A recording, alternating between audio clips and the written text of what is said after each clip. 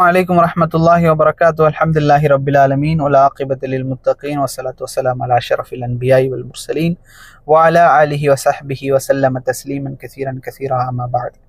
எல்லாம் வல்ல அல்லாஹ்வின் நல்லடியார்களே, இந்த ரமலானுடைய 4வது நாளிலே என்புவாழ் தமிழ் சொந்தங்களை சந்திப்பதில் பெருமகிழ்ச்சி அடைந்தவனாக இன்றைக்கு 4வது பாடசாலை சான்றோர் பாடசாலையினுடைய 4வது வகுப்பிலே விசித்திரமான மரணம் என்ற தலைப்பின் கீழாக இமாம் ஹசன் அல் பஸரி ரஹிமஹுல்லா அவர்கள் கூறுகிறார்கள், நிச்சயமாக மரணம் உலகத்தை இழிவுபடுத்தி விட்டது, அறிவுள்ள ஒருவருக்கு அது மகிழ்ச்சியை விட்டு வைக்கவில்லை அப்படின்னு சொல்றாங்க. இதனுடைய கருத்து என்ன அப்படின்னு சொன்னா, உண்மைதான்.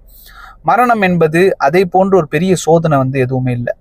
நண்பர்களை பிரித்து விடுகின்றது, உறவுகளை அறுத்து விடுகின்றது, அதிகாரத்தை எல்லாம் அழித்து விடுகின்றது, அரசனை மண்ணில் சாய்த்து விடுகின்றது, மாட மாளிகையில் வாழ்ந்தவரை மண்ணறையில் சாய்க்கின்றது, ஜொலிக்கக்கூடிய மிடுக்கு ஆடைகளை அணிந்து வலம் வந்தவரை எல்லாம் கஃனுக்குள் கட்டி கொண்டு விடுகின்றது, மென்மையான மேனிகளை புழுக்களும் பூச்சிகளும் சாப்பிட்டு கொண்டிருக்கின்றது, கணவன் மனைவியை பெற்றோர் பிள்ளைகளை நிரந்தரமாக பிரித்து சொத்துக்களை கட்டிய வீட்டையும் வாங்கிய வாகனத்தையும் தங்கி மகிழ உருவாக்கிய தோட்டம் துறவுகளை எல்லாம் இனி காண முடியாமல் அனுபவிக்க முடியாமல் மனிதனை புதை குழிக்குள் சிறைப்படுத்தி விடுகின்றது, மணவரையில் இருந்தவர்களை மண்ணறையில் தள்ளுகிறது, தேனிலவு சென்றவர்களை வீடு திரும்பாமல் செய்து விடக்கூடிய அந்த மரணம், விண்வெளியில் பறந்தவர்களை மண்வெளியில் படுக்க வைத்து கப்பலில் உல்லாசமாக சென்றவர்களை கரை காணாமல் செய்து விடுகின்றது.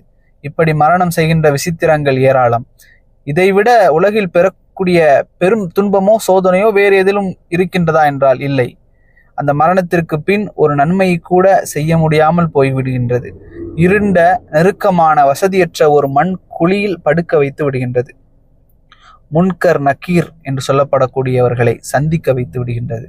சொர்க்கம் நரகத்தை பார்க்க வைத்து விடுகின்றது. தனது மறுமையின் முடிவை அறிய வைத்து விடுகின்றது. வெற்றியோ தோல்வியோ என புரிய வைத்து விடுகின்றது. இப்படிப்பட்ட மரணத்தை தீர்க்க தரிசிகளும் இறை நேசர்களும் பயந்து வாழ்ந்தார்கள். இந்த மரணம் என்பது அந்த நல்லோர்களினுடைய கண்களை எல்லா நேரங்களிலும் கலங்க வைத்து கொண்டே இருந்தது.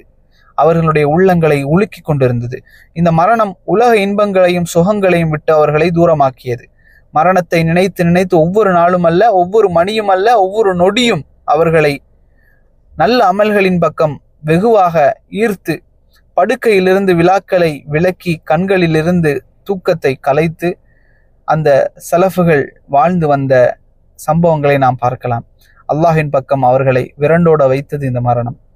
தான் மரணிப்போம் என்று அறிந்த ஒருவன் எப்படி இந்த உலகத்தில் உண்மையான மகிழ்வை எதிர்பார்க்க முடியும்?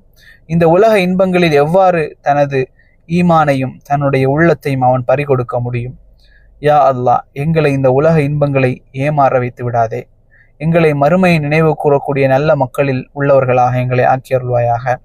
மறுமையினுடைய வெற்றியாளர்களின் கூட்டத்தில் எங்களையும் எங்களுடைய சந்ததியினரையும் ஆக்கியருள்வாயாக. எதை கேட்டோமோ அதை பின்பற்றக்கூடிய மக்களாகவும் எங்களை ஆக்குவாயாக. ஹதா மா இந்தி வல் இல்மு இன்தல்லாஹ் வக்கூலு கௌலி ஹாதா வஸ்தக்ஃபிருல்லாஹ் லி வலக்கும். அஸ்ஸலாமு அலைக்கும் வரஹ்மத்துல்லாஹி வபரகாத்துஹு.